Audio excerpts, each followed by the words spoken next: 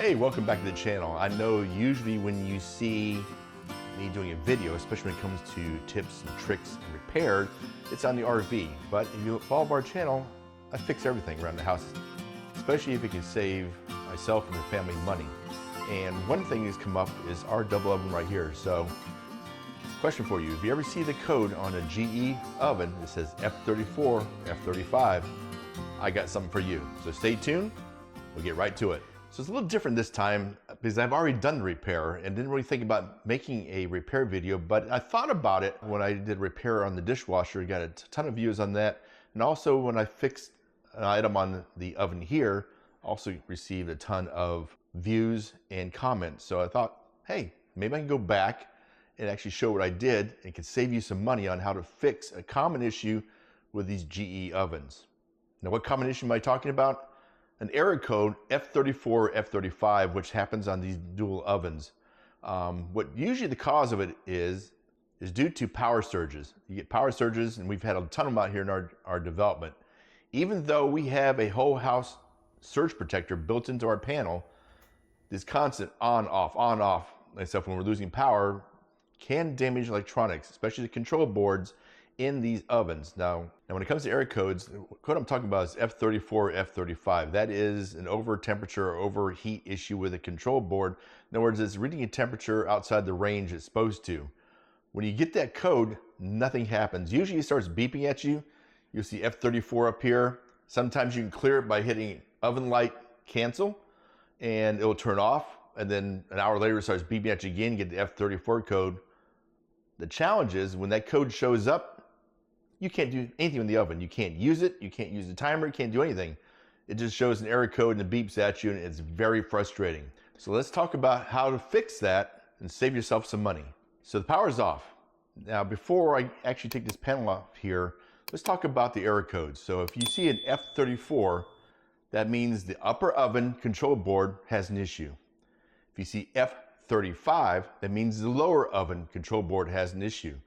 And when we get in here, you'll see the left one to your left, as you're facing the oven, is your upper oven control board. One to the right is your lower oven control board. So if you see those two codes, you gotta make sure you order the right one to replace. So let's talk about the prep work you need to do to get this ready for repair. One, as I said before, make sure the power is off. You make sure there's no display here. And you have a choice. You need to get behind this control panel right here, this touch panel.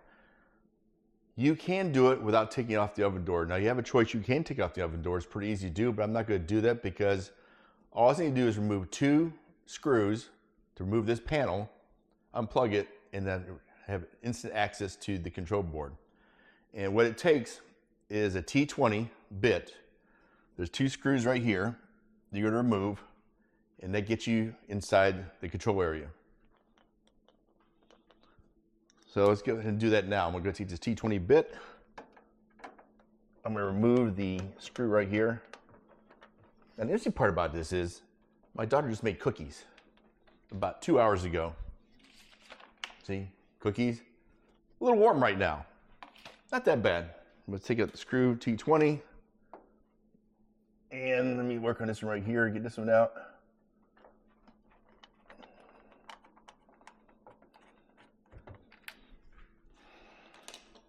The 2 screws out. So the next thing you need to do is actually remove the whole panel.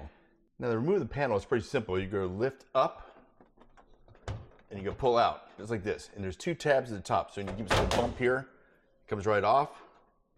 You have a plug, you're going to squeeze here, pull the plug off, and you're going to set this aside. There you go. And you're ready to go. So let me grab the camera here so you can take a look. And that's what you're looking for right there. What you're going to do now is you're going to take these 4 screws out right here. They are, I can't remember, the 5/32. Take these 4 out and this whole panel here will come off to give you better access to the control boards. Now one thing I forgot to cover, excuse me, somewhat dirty oven. You see right up there, there's a temperature probe in this GE profile. And some of the profiles, it could be in the corner over here. If you receive an F34 code while the oven is on, it could be a bad temperature probe. I went ahead and replaced this probe You see right here. Easy to do, you just take out that one screw, it pulls out. It's a little clip it, put a new one in. I went in and replaced it, but as we discussed in the video, our F34 code is due to a bad control board, but because it only happened when the unit was off. Now, if the unit's on, it is possibly something simple as this little temperature probe needs to be replaced. So quickly, I've switched cameras. I'm actually using my phone right now. This just takes a better video up close. If you look inside here, you have the left control board right here. This is the upper oven control board. That's one I need to replace. And there's the right one. This is the lower oven control board. It's pretty simple. What I recommend you doing is you take a picture, so you understand where the colors are, where the wires go, and how they go together. Now, a little bit of challenge, I'm not going to actually replace it this time since I've already done it, is you're going to take this guard off, or this bracket off, by taking these 4 screws out, you see right here. And they're going to unplug everything. You unplug those plugs, and then next thing you need to do, what I did was, there are 2 Torx bits here right in the front. You can see right there, there's one right there, and there's one right there on the front. You take those 2 Torx bits out, those screws, and you can lift up by uncoupling those 2 tabs right there. That whole board lifts up out of the bracket. There's no need to actually take that bracket out, which you can see the screw right here. You can if you want to, but I thought it was easier just to take those 2 screws out and lift the whole control board out. Made my life a lot easier. Okay, let's now talk about what you needed to do the actual repair. One, you need a control board. And since it is an F34 code that I received, which is the upper control board, this is the part number right here. I'll put it in the description below. It's a WB27X25552 for our particular oven. You need to look up in your parts manual what you need. You can order this online. Unfortunately, Amazon did not have these in stock, so I actually had to get it from an Appliance depot. A little trick there, if you go to one of those Appliance websites, like I said, usually if it's the first time visit, go ahead and sign up for the email discount. You can be 10% off usually. The 10% always helps. These boards are about $200, so 20 bucks, you'll take that, right? So go ahead and download or provide your email address so you can get that discount coupon. Now, it's pretty simple. I'll show you what the board looks like. It comes wrapped up in the bag. This is what the board looks like right here. This is upper control board. And I did mention before that you want to make sure that you take a picture of the wiring, especially the colors that go into these blocks right here. But to help you out, if you notice right here, you can see different colors. You see red and orange, yellow, purple. So this will actually show you what color wires go into these slots. So if somehow you didn't remember to take a picture of the board, this will give you the correct wiring diagram right here just by the colors. And these are the 3 cables you saw down here at the bottom to plug right in. They're hard to mess up because they're different sizes. This is a 5-pin, this is a 4-pin, and this is a 6-pin. So it's pretty easy to figure out which one goes in there. And this one's the same thing. There's only one that plugs in there. So 2 screws holds this into the bracket, and you're good to go. Now, tools, what do you need? One is a Torx screwdriver. They have different bits. Like this is one I've had for 30 years. Like I said, it's a T20 to take off the control panel right here. And then it's a I can't remember, it's a smaller one. Next one down is the 18, I think, that you need to actually get the control board out. Need that. Now, this is what I use right here to get the control board out.